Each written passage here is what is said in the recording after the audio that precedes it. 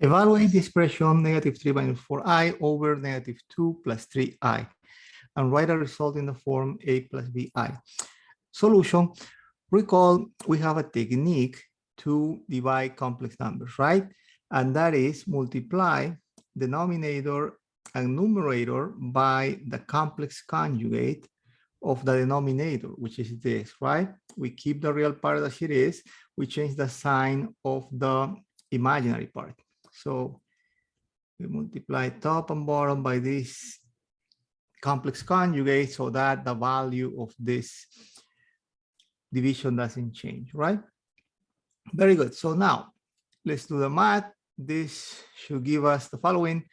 On the numerator, we're gonna have, once we FOIL this out, 6 here plus 9i here, 8i here, 12i squared, right? 12i squared. On the denominator, here 4, here 6i minus 6i, negative 9i squared.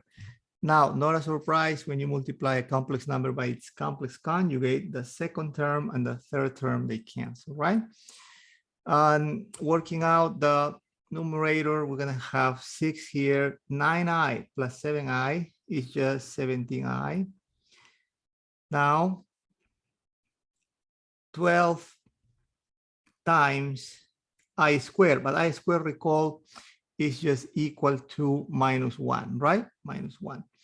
You may say, why is that true, Professor? Well, I equal -1 square root of that. So then I squared always equal to -1, right? Yeah, similarly here, this I squared should be replaced with -1. So let's continue doing the math here.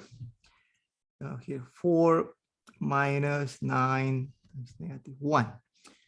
Okay, so 6, this is -12, is -6, right? Plus 17i, the numerator. On the denominator, this is +9 plus 4, 13.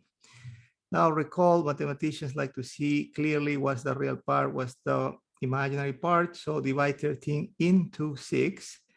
That gives you -6 over 13 plus 13 over into 17, right?